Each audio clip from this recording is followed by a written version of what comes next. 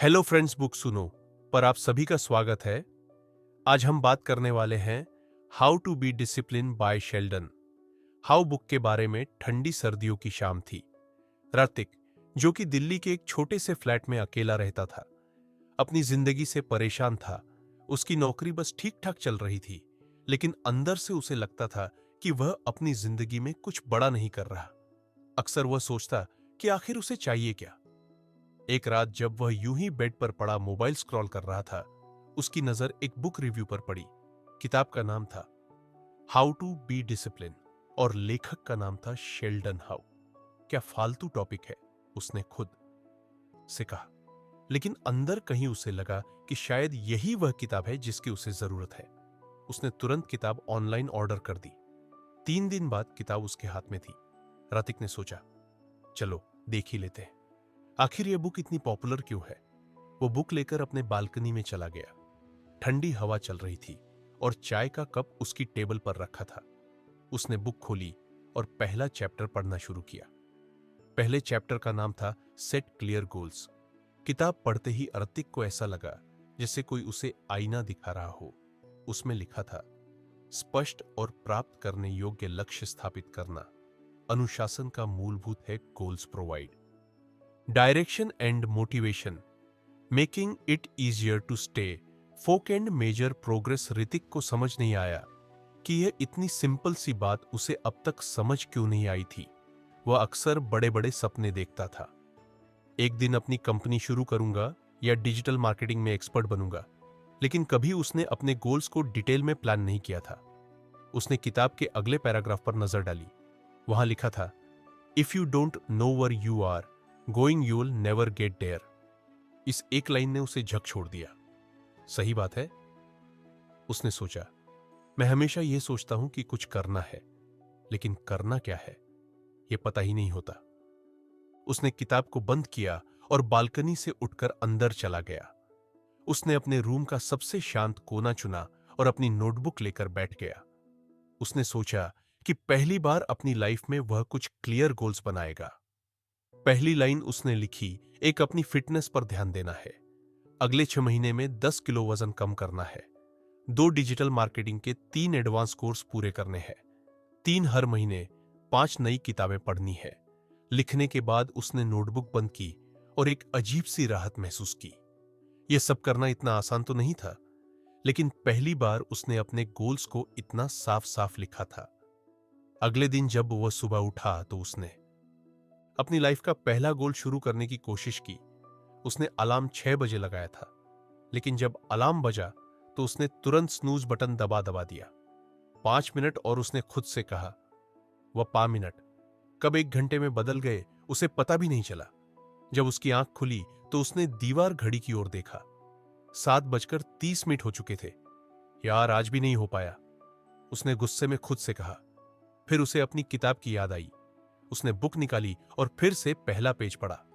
उसमें एक लाइन थी, failure is a part of the process, don't be discouraged बसमल setbacks, focus on getting back on track. उसने मुस्कुराते हुए खुद से कहा, चलो ये तो किताब ने पहले ही समझा दिया था, कोई बात नहीं, कल से सही। उस शाम उसने एक और काम किया। उसने अपने रूम की दीवार पर एक बड़ा सा चार्ट लगाया और उसमें अपने गोल्स लिख दिए। उसके बगल में उसने छोटे छोटे बॉक्स बनाए। हर बार जब वह अपना कोई काम पूरा करता तो वह एक बॉक्स में टिक करता। धीरे धीरे अगले कुछ दिनों में उसने सुबह जल्दी उठने की आदत डालनी शुरू कर दी। वो पहली बार पार्क में जॉगिंग के लिए गया। पार्क में ठंडी हवा और भागते हुए लोगों को देखकर उसे महसूस हुआ कि उसे अपनी जिंदगी को लेकर सीरियस होना ही पड़ेगा। वापस आकर उसने किताब का अगला हिस्सा पढ़ा। वहां लिखा था, break your goals into smaller manageable steps, a big goal can feel overwhelming. उसने सोचा, उसने अपने फिटनेस गोल को छोटे छोटे टास्क में डिवाइड कर दिया। पहले हफ्ते सिर्फ 15 मिनट जॉगिंग करूंगा, दूसरे हफ्ते 20 मिनट, फिर धीरे धीरे 30 मिनट। किताब का पहला चैप्टर जैसे उसकी लाइफ का गाइड बन गया था। वह हर बार उसे पढ़ता और अपनी लाइफ में अप्लाई करने की कोशिश करता। लेकिन लाइफ इतनी आसान कहां होती है। एक दिन उसकी मां का कॉल आया। उन्होंने कहा, तुमने पिछले 2 हफ्तों से फोन क्यों नहीं किया? हम यहां कितने पर है? ऋतिक को अचानक एहसास हुआ कि वह अपने गोल्स में इतना खो गया था कि उसने अपने परिवार से बात करना ही बंद कर दिया था। उसने फौरन मां को कॉल बैक किया और उनकी बात ध्यान से सुनी। उसने सोचा कि शायद सेट क्लियर गोल्स का मतलब सिर्फ करियर और फिटनेस नहीं, बल्कि अपने रिश्तों को भी बैलेंस करना है। उसने अपनी नोटबुक निकाली और एक और लाइन लिखी, 4 हर हफ्ते अपने पेरेंट्स को कॉल करना और उनके साथ टाइम ताना। इस तरह ऋतिक की लाइफ धीरे धीरे बदलने लगी। वह हर रात सोने से पहले अपने दिन का रिव्यू करता। अगर उसने कोई टास्क मिस कर दिया होता तो वह उसे अगले दिन की लिस्ट में जोड़ लेता। किताब के पहले चैप्टर ने उसे समझा दिया था कि गोल्स सिर्फ लिखने के लिए नहीं होते, बल्कि उन्हें जीना होता है। उसने सीखा कि गोल्स की वजह से उसकी जिंदगी में एक दिशा आई थी, लेकिन कहानी यहां खत्म नहीं होती। अर्तिक को समझ आ गया था कि यह सिर्फ शुरुआत बात है। शेल्डन हाउ की किताब का पहला चैप्टर तो एक झलक मात्र थी। उसे बाकी के चैप्टर पढ़ने थे और उन पर काम करना। अगर आपको हमारी फ्री समरी अच्छी लगती है तो आप हमारे चैनल को सब्सक्राइब कर सकते हैं, हमारी मेंबरशिप खरीद सकते हैं या हमें यूपीआई के थ्रू सपोर्ट कर सकते हैं। अब समरी पर वापस चलते हैं।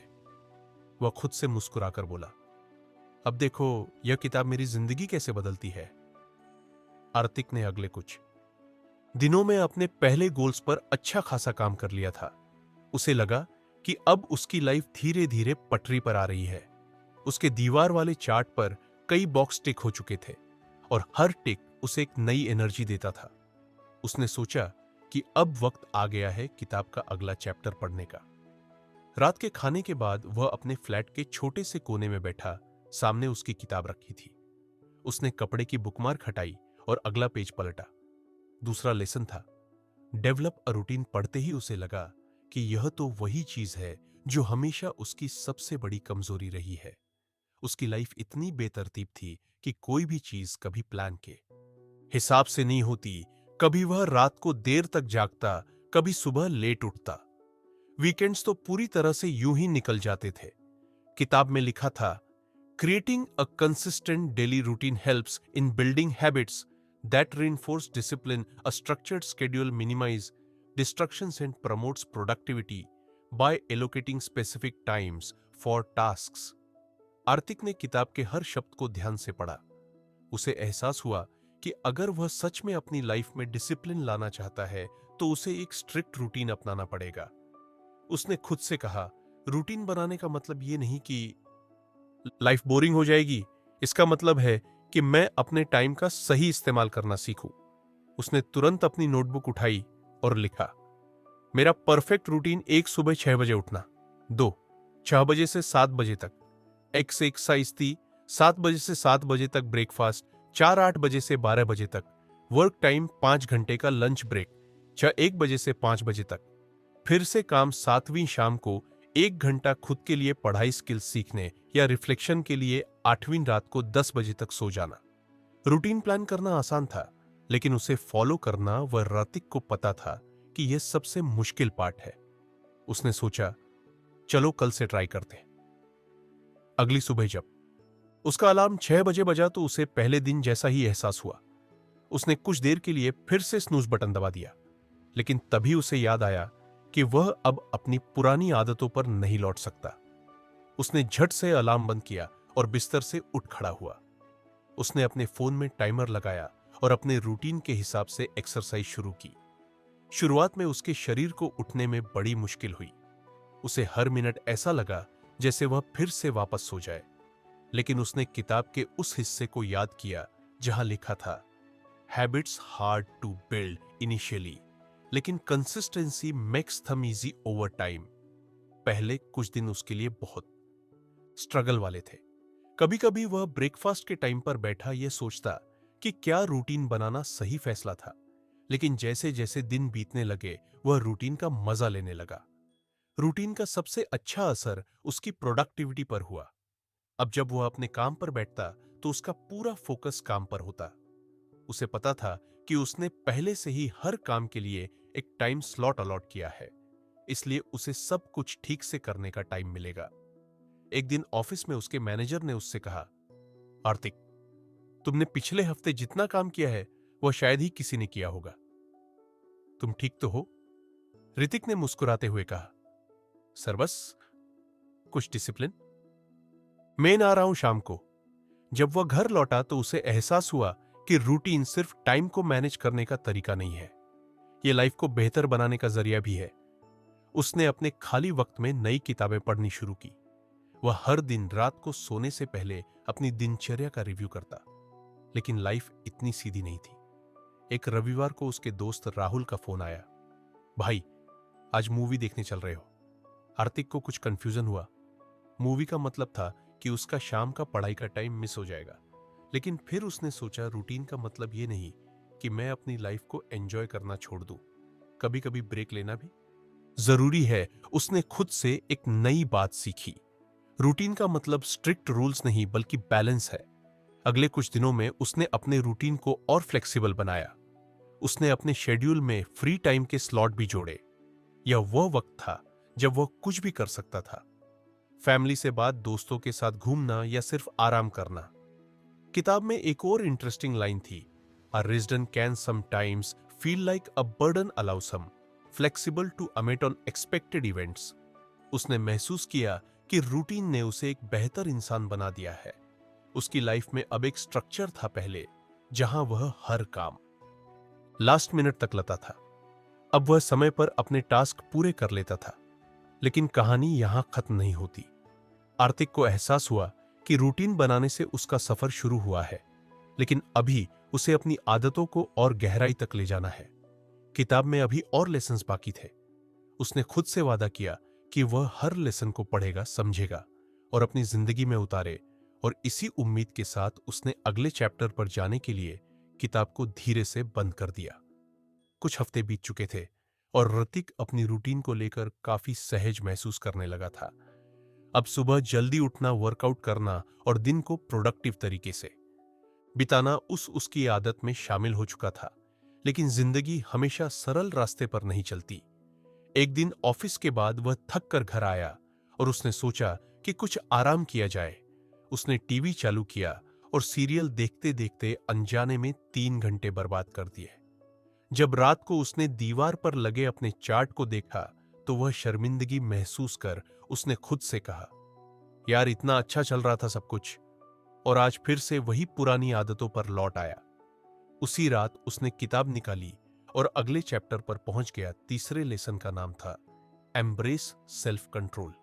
किताब की पहली लाइन ने ही उसे अंदर तक छोड़ दिया। उसमें लिखा था, सेल्फ कंट्रोल आवश्यक है ताकि प्रलोभन को दूर किया जा सके। Resisting short term pleasures in favour of long term goals is the foundation of discipline living, Hrithik ने खुद से कहा। यही तो मेरी सबसे बड़ी प्रॉब्लम है। मैं हमेशा टर्म प्लेजर के पीछे भागता हूं, चाहे वह घंटों सोशल मीडिया स्क्रॉल करना हो या कुछ भी ऐसा करना जो मेरे बड़े गोल्स के खिलाफ है।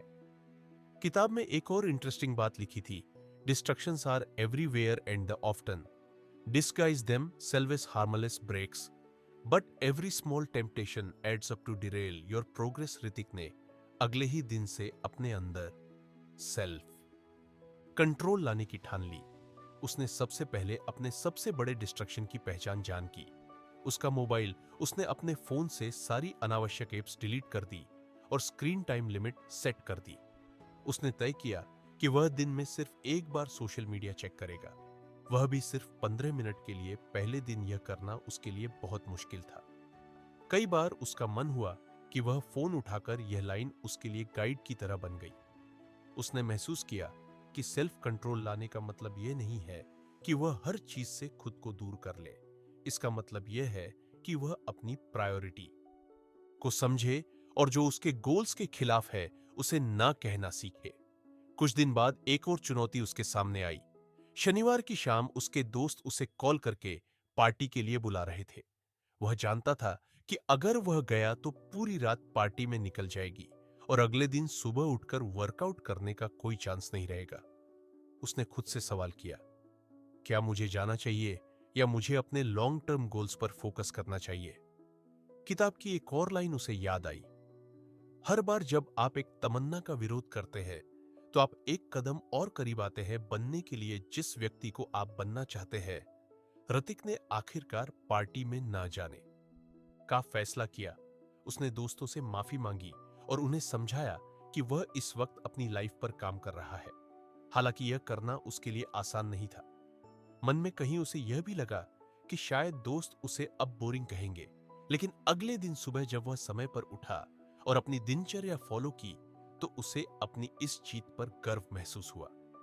एक दिन जब वह शाम को किताब पढ़ रहा था, उसने उसमें लिखा देखा, discipline is choose between what you want now and what you want most. उसने महसूस किया कि सेल्फ कंट्रोल सिर्फ बड़ी चीजों में नहीं बल्कि छोटी छोटी आदतों में भी जरूरी है। उसने ठान लिया कि वह अपनी लाइफ के हर छोटे पहलू में इसे लागू करेगा। उदाहरण के लिए, जब वह ऑफिस में लंच के बाद मीठा खाने की आदत बना चुका था, उसने उसे छोड़ने का फैसला किया। पहली बार जब उसने अपने फेवरेट गुलाब जामुन को देखा और खुद से कहा, नहीं, यह मेरे फिटनेस गोल के खिलाफ है, तो उसे महसूस हुआ कि सेल्फ कंट्रोल कितना मुश्किल लेकिन जरूरी है। किताब में आगे लिखा था, the key to master self control is to remind yourself of your bigger goals whenever a temptation arises. Hrithik ने इस सलाह को अपने दिमाग में फिट कर लिया। उसने हर उस चीज को अपने सामने रखना शुरू कर दिया जो उसे उसके बड़े गोल्स की याद दिलाए। उसकी नोटबुक, दीवार पर लगे चार्ट और उसकी खुद की जर्नी ओनल दिस बिकम हिज मोटिवेट। धीरे धीरे उसकी इच्छाओं पर काबू पाने की ताकत बढ़ने लगी। अब जब भी उसे कोई डिस्ट्रैक्शन दिखता, वह खुद से एक ही सवाल करता, क्या यह मुझे मेरे बड़े गोल्स के करीब ले जाएगा या दूर करेगा। कुछ हफ्तों बाद उसके ऑफिस में एक और चैलेंज आया। कंपनी ने एक नया प्रोजेक्ट दिया जिसमें उसे देर रात तक काम करना होता। पहले वह हमेशा ऐसे हालात में बहाने ढूंढता कि प्रोजेक्ट कैसे टाला जाए, लेकिन अब उसने सेल्फ कंट्रोल के साथ अपने समय को मैनेज करना सीखा। उसने अपने रूटीन को कुछ बदला ताकि प्रोजेक्ट के साथ साथ उसकी बाकी आदतें भी बनी रहे। ऋतिक को एहसास हुआ कि सेल्फ कंट्रोल सिर्फ डिस्ट्रैक्शंस को इग्नोर करने के लिए नहीं, बल्कि मुश्किल परिस्थितियों में खुद को बेहतर तरीके से संभालने के लिए भी जरूरी है। किताब के इस लेसन ने उसकी लाइफ का एक और दरवाजा खोल दिया था। उसने महसूस किया कि जो लोग अपनी छोटी छोटी इच्छाओं को कंट्रोल करना सीख जाते हैं, वही बड़ी बड़ी चीजें अचीव कर पाते हैं। और इस तरह आर्तिक ने अपनी जर्नी को और आगे बढ़ाने का फैसला किया। ने खुद से कहा, अभी तो सिर्फ शुरुआत हुई है, यह किताब मुझे और कितना सिखाएगी। मैं इसका इंतजार नहीं कर सकता अगली रात। उसने किताब के अगले चैप्टर पर जाने के लिए उसे धीरे से बंद कर दिया। आर्तिक की जिंदगी धीरे धीरे बदल रही थी। रूटीन और सेल्फ कंट्रोल के लेसन्स को उसने अपनी लाइफ का हिस्सा बना लिया था। हर दिन उसके भीतर एक नई एनर्जी और मोटिवेशन होती थी, लेकिन फिर भी कुछ ऐसा था जो उसे खटक रहा था। कई बार जब वह काम करता तो उसका मन भटकने लगता। वह एक काम में लगा होता और तभी अचानक किसी पुराने पल की याद आ जाती या भविष्य की चिंता उसके दिमाग में घूमने लगती। कभी वह सोचता कि अगर प्लान्स काम नहीं किए तो क्या होगा, या कभी उसे लगता कि वह अपनी पुरानी गलतियों के बारे में सोचकर वक्त बर्बाद कर रहा है। एक दिन जब वह शाम को अपने फ्लैट की बालकनी में बैठा था तो उसने खुद से कहा, मैंने डी और सेल्फ कंट्रोल पर तो काफी काम कर लिया है, लेकिन यह ध्यान क्यों भटकता रहता है। उसे लगा कि यह शायद अगला लेसन सीखने का सही वक्त है। उसने किताब निकाली और अगले चैप्टर पर पहुंचा। चौथे लेसन का नाम था प्रैक्टिस माइंडफुल। किताब में लिखा था, माइंडफुल मेंटेनिंग फोकस और रिड्यूस एंजाइटी में मदद करता है। By being present in a moment, individuals can better manage their thoughts and emotions, leading to improve decision making and productivity. Hrithik ने इस लेसन को पढ़ना शुरू किया और उसे महसूस हुआ कि यह उसकी जिंदगी की सबसे बड़ी परेशानी का जवाब हो सकता है। उसने सोचा, मैं अक्सर या तो अतीत में जीता हूं या भविष्य की चिंता में खो जाता हूं, लेकिन शायद मैं अभी के पल को जीने में असफल हूं। किताब में एक और लाइन थी जिसने उसका ध्यान खींचा, the mind is like a monkey always jumping from one thought to another, mindfulness helps you tame this monkey and bring it to the present moment. Hrithik ने तुरंत इस लेसन को अपनी जिंदगी में लागू करने का फैसला किया। अगली सुबह जब उसने अपना वर्कआउट खत्म किया तो उसने एक नई प्रैक्टिस शुरू की। उसने इंटरनेट पर देखा कि माइंडफुलनेस मेडिटेशन कैसे किया जाता है। उसने अपनी बालकनी में एक शांत जगह चुनी, आंखें बंद की और गहरी सांसें लेने लगा। पहले कुछ मिनटों तक उसका दिमाग हर दिशा में भागता रहा, कभी ऑफिस के काम की चिंता, कभी किसी पुराने झगड़े की याद। लेकिन उसने खुद से कहा, जो भी ख्याल आए उन्हें आने दो, लेकिन मैं अपनी सांस पर फोकस करूंगा। धीरे धीरे उसने महसूस किया कि उसके विचार धीमे हो रहे हैं। जैसे जैसे वह गहरी सांस लेता गया, उसका मन शांत होता गया। पहली बार उसे ऐसा लगा कि वह अपने दिमाग को कंट्रोल कर पा रहा है। किताब में लिखा था, माइंडफुलनेस नहीं बंद करने के बारे में है, यह देखने के बारे में है कि वे बिना किसी निर्णय के देख रहे और सौम्य ढंग से अपनी ध्यान को वापस प्रस्तुत कर रहे हैं। इस प्रैक्टिस को उसने अपनी डेली रूटीन का हिस्सा बना लिया। हर सुबह और रात को सोने से पहले वह 10 मिनट के लिए मेडिटेशन करता। इसका असर उसकी पूरी जिंदगी पर दिखने लगा। जब वह ऑफिस में काम करता तो अब उसका फोकस पहले से बेहतर था। अगर उसका ध्यान भटकता तो वह कुछ पल के लिए गहरी सांसें लेता और खुद को वापस काम पर फोकस करने के लिए तैयार करता। एक दिन ऑफिस में एक बड़ा प्रोजेक्ट मिला। टीम लीड ने सभी को बताया कि यह काम बहुत मुश्किल होगा और डेडलाइन भी कड़ी है। आरतिक की टीम के लोग परेशान हो गए, लेकिन उसने खुद को शांत रखा। उसने अपनी माइंडफुलनेस प्रैक्टिस का इस्तेमाल किया। जब बाकी लोग घबराहट में इधर उधर बातें कर रहे थे, ऋतिक ने चुपचाप एक प्लान बनाया। उसने अपने हिस्से का काम छोटे छोटे हिस्सों में बांट लिया और हर दिन के लिए एक टास्क तय किया। उसकी शांत और व्यवस्थित अप्रोच देखकर टीम लीड ने उसकी तारीफ की। उसने किताब की एक और लाइन याद की, माइंडफुल ना केवल आपको दबाव के बीच शांत रहने में मदद करती है, बल्कि आपकी सोच को स्पष्ट करने और बेहतर निर्णय लेने में मदद करती है। माइंडफुल का असर उसकी पर्सनल लाइफ पर भी हुआ। पहले जब वह दोस्तों के साथ होता तो अक्सर उसका ध्यान कहीं और होता था, लेकिन अब वह हर बातचीत में पूरी तरह मौजूद रहता। उसे एहसास हुआ कि जब आप अपने करीबी लोगों को अपना 100% ध्यान देते हैं तो रिश्ते भी मजबूत होते हैं। एक दिन उसने अपनी मां को फोन किया। जब वह बात कर रही थी तो उसने खुद से वादा किया कि वह उनका हर शब्द ध्यान से सुनेगा। पहले जहां वह फोन पर सिर्फ हाँ ठीक है कहकर बात खत्म कर देता था, अब वह उनकी बातों पर प्रतिक्रिया देता और उनकी भावनाओं को समझने की कोशिश करता। माइंडफुल का सबसे बड़ा असर उसकी चिंता और तनाव पर हुआ। पहले वह छोटी छोटी बातों पर परेशान हो जाता था, लेकिन अब जब भी उसे तनाव महसूस होता, वह गहरी सांस लेकर खुद को याद दिलाता, मैं इस पल में हूं, अभी जो है वही सच है, बाकी सब मेरे दिमाग का खेल है। किताब में एक और लाइन थी जिसे उसने अपने वर्क स्पेस की दीवार पर लिखकर लगा दिया, the present moment is the only place where life truly exists, learn to live in it. धीरे धीरे माइंडफुल उसकी जिंदगी का हिस्सा बन गई। उसने महसूस किया कि इस एक प्रैक्टिस ने उसकी सोच, काम और रिश्तों में गहराई ला दी है। अब वह हर दिन को खुली आंखों और खुले दिल से जीता था। ऋतिक को समझ आ गया था कि माइंडफुल सिर्फ मेडिटेशन तक सीमित नहीं है। यह हर उस पल में मौजूद हो सकता है जब आप खाना खा रहे हो, काम कर रहे हो या किसी से बात कर रहे हो। एक शाम जब वह बालकनी में बैठा था तो उसने आसमान की तरफ देखा। सूरज ढल रहा था और बादल हल्के नारंगी रंग के हो गए थे। उसने उस पल को पूरी तरह महसूस किया। पहले वह इन छोटी छोटी चीजों को नजरअंदाज कर देता था, लेकिन अब उसे एहसास हुआ कि यही पल जिंदगी को खूबसूरत बनाते हैं। किताब के इस लेसन ने उसकी सोच को बदल दिया था।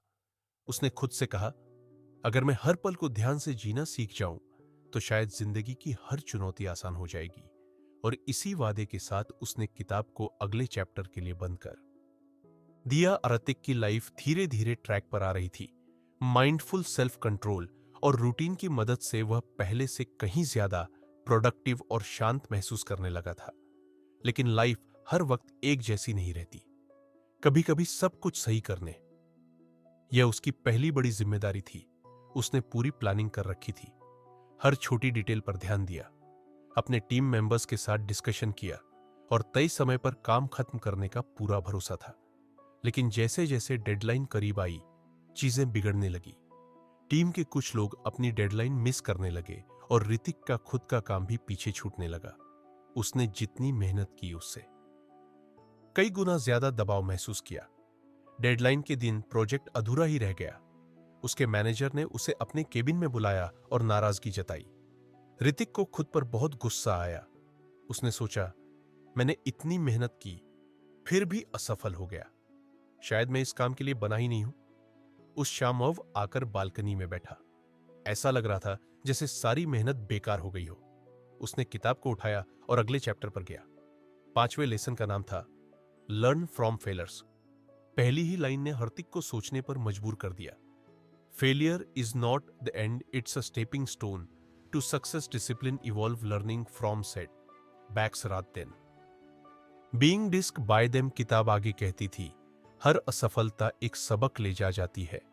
It's up to you to find it and use it to grow strong. Hrithik ने किताब को एक पल के लिए बंद किया और सोचा, क्या मैं अपनी असफलता से सीख सकता हूं?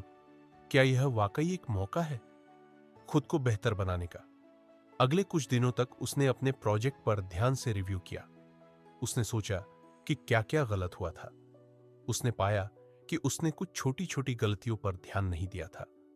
उदाहरण के लिए, टीम के साथ नियमित चेक इन करना भूल गया था और कई बार खुद ही काम संभालने की कोशिश की बजाय इसे सही तरीके से डेलीगेट करने की किताब में लिखा था, failures often happen because of overlook details, reflect on your mistakes, not to blame yourself but to improve. Hrithik ने अपनी गलतियों को स्वीकार किया।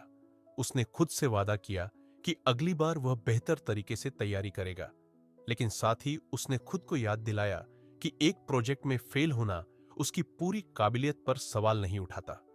उसने खुद को मोटिवेट करने के लिए किताब में लिखी एक और लाइन दोहराई, failure is a detour, not a dead end, it's a chance to refine your strategy and come back strong. अगले हफ्ते ऑफिस में एक और प्रोजेक्ट आया। ऋतिक ने तुरंत अपनी गलतियों से सीखी बातों को लागू करना शुरू कर दिया। उसने टीम के साथ बेहतर कम्युनिकेशन बनाए रखा और हर छोटे मोटे प्रॉब्लम को शुरुआत में ही सुलझा लिया। धीरे धीरे उसे एहसास हुआ कि असफलता से डरने के बजाय उसे इसे एक चुनौती के रूप में देखना चाहिए। उसने महसूस किया कि हर असफलता के पीछे एक सीख छिपी होती है। एक और घटना ने उसे इस लेसन को और गहराई से समझने का मौका दिया। वह पिछले कुछ हफ्तों से सुबह जल्दी उठने की अपनी आदत को फॉलो कर रहा था, लेकिन एक दिन देर रात तक जागने के कारण वह सुबह उठने में फेल हो गया। उसने सोचा, क्या मैं फिर से अपनी पुरानी आदतों में लौट रहा हूं? पहले वह खुद को कोसता, लेकिन अब उसने किताब की सलाह को अपनाया। उसने खुद से कहा, यह सिर्फ एक दिन की बात है, मैं कल से फिर से अपनी रूटीन पर लौट सकता हूं। किताब में लिखा था, discipline is not about being perfect every day, it's about bouncing back after setbacks. उसने अगले दिन अलार्म बजने पर उठने का पूरा प्रयास किया और अपनी रूटीन को फिर से पकड़ लिया।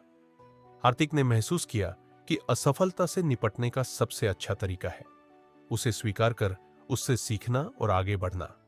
उसने अपने चार्ट पर एक नया सेक्शन जोड़ा, सीखे गए पाठ। हर बार जब भी वह किसी चीज में फेल होता तो वह वहां लिखता कि उसने उस अनुभव से क्या सीखा। कुछ हफ्तों बाद ऋतिक के मैनेजर ने उसे बुलाया। उन्होंने कहा, ऋतिक, तुम्हारे काम में जबरदस्त सुधार आया है। वह प्रोजेक्ट जिसमें तुम फेल हुए थे, उसकी वजह से तुमने बहुत कुछ सीखा है और यह सीख तुम्हारे हर काम में दिख रही है। ऋतिक मुस्कुराया। उसने महसूस किया कि असफलता उसे तोड़ने के बजाय उसे मजबूत बना रही थी। किताब में एक और बात लिखी थी, resilience is built through failures, the more you face setbacks the strong you become. इस लेसन ने ऋतिक की सोच को पूरी तरह बदल दिया था। अब जब भी उसे किसी काम में असफलता मिलती तो वह घबराने या निराश होने के बजाय खुद से पूछता, इससे मुझे क्या सीखने को मिला। एक दिन जब वह अपने फ्लैट में बैठा था, उसने अपने पुराने दोस्तों को याद किया। वह दोस्त जो उसे कभी कभी लूजर कहकर चिढ़ाते थे जब वह किसी काम में फेल हो जाता था। लेकिन अब वह जानता था कि फेल होना कमजोरी नहीं है। उसने खुद से कहा, फेल होना जरूरी है, बिना फेल हुए मैं कभी सीख ही नहीं पाता। उस शाम उसने किताब को फिर से खोला। वह जानता था कि अगले चैप्टर में भी उसके लिए कुछ खास होगा, लेकिन इस बार उसने किताब को बंद करने से पहले आखिरी बार पेज को पढ़ा, जो उसे बार बार याद दिला रहा था, failure is just another step on the path to success, keep stepping forward. और उसने खुद से वादा किया कि वह हर असफलता को गले लगाएगा और उससे सीखकर आगे बढ़ेगा। ऋतिक अब तक किताब के 5 लेसन्स को अपनी जिंदगी का हिस्सा बना चुका था। हर नया लेसन उसकी सोच को और बेहतर बनाता था।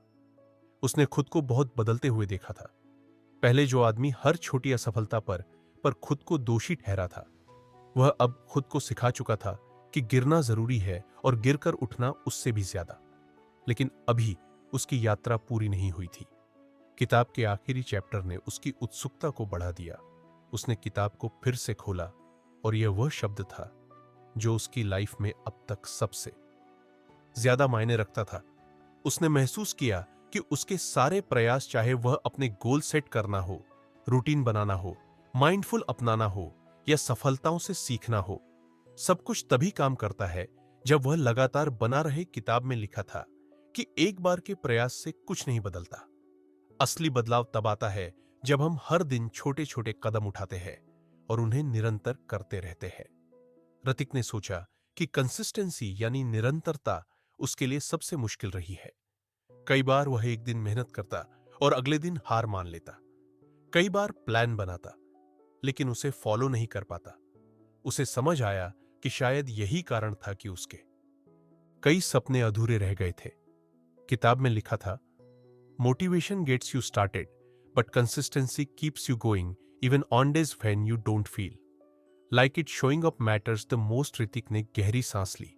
उसे समझ में आ गया कि कंसिस्टेंसी एक आदत है और इसे बनाने के लिए हर दिन मेहनत करनी होगी। उसने खुद से वादा किया कि वह अब हर दिन छोटा ही सही, लेकिन एक कदम जरूर उठाएगा। अगले दिन उसने अपनी रूटीन को और सख्त बना दिया। सुबह जल्दी उठने के साथ उसने अपने दिन की प्लानिंग और डेडिकेशन को एक नया रूप दिया। उसने तय किया कि वह हर दिन 30 मिनट अपनी फिटनेस पर काम करेगा, भले ही वह कितना भी थका हुआ क्यों ना हो। उसने अपने काम में भी एक टाइम टेबल बनाया ताकि वह किसी भी डेडलाइन को मिस ना करे। शुरुआत में यह आसान नहीं था। कई बार ऐसा हुआ कि उसकी सुबह की अलार्म बजने के बाद वह बतर में ही पड़ा रहा। कई बार ऐसा हुआ कि वर्कआउट के लिए तैयार होते वक्त उसे बहाने सूझने लगे, लेकिन हर बार उसने खुद को याद दिलाया, कंसिस्टेंसी सबसे जरूरी है। अगर आज हार मान ली तो कल यह और मुश्किल हो जाएगा। धीरे धीरे उसने महसूस किया कि यह छोटे छोटे कदम उसे एक नई दिशा में ले जा रहे हैं। एक दिन ऑफिस में उसके मैनेजर ने उसे एक बड़ा प्रोजेक्ट दिया। यह वही तरह का प्रोजेक्ट था जिससे कुछ महीने पहले वो फेल हो चुका था, लेकिन इस बार उसके अंदर डर के बजाय आत्मविश्वास था। उसने खुद से कहा, इस बार मैं अपने प्लान को सिर्फ बनाऊंगा नहीं, बल्कि उसे लगातार फॉलो भी करूंगा। ऋतिक ने काम की शुरुआत छोटे छोटे हिस्सों में बांटकर की। उसने अपनी टीम के साथ नियमित मीटिंग्स रखी और हर किसी के काम का फीडबैक लिया। उसने खुद के लिए एक टाइम टेबल बनाया और हर टास्क को समय पर पूरा किया। जब भी उसका ध्यान भटकता या उसे थकान महसूस होती, तो वह गहरी सांस लेकर खुद से कहता, बस एक और कदम, बस एक और कोशिश। धीरे धीरे उसका काम समय पर और बिना किसी बड़ी गलती के खत्म होने लगा। उसकी टीम के लोग भी उसकी कंसिस्टेंसी से प्रेरित थे। डेडलाइन के दिन प्रोजेक्ट पूरा हो गया और उसका मैनेजर उसकी मेहनत और लीडरशिप की तारीफ करते नहीं थका। ऋतिक को एहसास हुआ कि कंसिस्टेंसी का असर सिर्फ उसके काम तक सीमित नहीं था, यह उसके हर पहलू में झलक लगा। उसने अपनी फिटनेस पर भी इसी तरह काम करना जारी रखा। पहले जहां वह सिर्फ कुछ दिनों तक एक्सरसाइज करता था और फिर छोड़ देता था, अब वह हर दिन 30 मिनट खुद को समर्पित करता। उसका शरीर और मन दोनों पहले से ज्यादा मजबूत और ऊर्जावान महसूस करने लगे। ऋतिक ने देखा कि कंसिस्टेंसी सिर्फ बड़ी बड़ी चीजों में नहीं, बल्कि छोटी छोटी आदतों में भी असर डालती है। उसने यह भी तय किया कि हर रात सोने से पहले वह किताब पढ़ेगा। भले ही सिर्फ एक पन्ना क्यों ना हो। एक दिन जब वह अपने पुराने दोस्तों से मिलने गया तो उन्होंने कहा, तू बहुत बदल गया है ऋतिक। पहले तुझे हर छोटी बात पर चिंता होती थी और अब लगता है जैसे तुझे सब कुछ संभालना आता है। ऋतिक ने मुस्कुराते हुए कहा, यह बदलाव धीरे धीरे हुआ है। मैंने बस हर दिन छोटा सा कदम उठाया और कंसिस्टेंसी बनाए रखी। उसने अपने दोस्तों को किताब के लेसन्स के बारे में बताया। उसने कहा, कंसिस्टेंसी का मतलब है कि तुम हर दिन अपने आप से एक वादा निभाओ। यह जरूरी नहीं कि तुम हर दिन परफेक्ट रहो, बस जरूरी है कि तुम हर दिन कोशिश करते रहो। उस रात जब वह घर लौटा तो उसने किताब का आखिरी पन्ना पढ़ा। उसमें लिखा था, discipline is not goal, it's journey keep going and you will find that success become a habit not a destination. Hrithik ने किताब को बंद किया। उसने महसूस किया कि उसकी जिंदगी अब बदल चुकी थी, लेकिन उसने यह भी समझा कि यह सफर कभी खत्म नहीं होगा। हर दिन एक नई चुनौती होगी, एक नई सीख होगी और एक नया मौका होगा। खुद को बेहतर बनाने का टेबल पर रखा और खिड़की से बाहर देखा। चांद की रोशनी उसके कमरे को हल्का सा रोशन कर रही थी। उसने गहरी सांस ली और खुद से वादा किया कि वह इस सफर को कभी नहीं छोड़ेगा, क्योंकि अब उसे पता था कि असली खुशी किसी मंजिल तक पहुंचने में नहीं, बल्कि उस सफर को पूरी ईमानदारी और मेहनत से जीने में है। और यहीं से ऋतिक की कहानी खत्म नहीं हुई। ये तो बस एक नई शुरुआत थी। तो फ्रेंड्स, ये थी हमारी आज की बुक्समरी। आपको कैसी लगी कमेंट करके जरूर बताएं। और धन्यवाद आपका समरी एंड तक सुनने के लिए।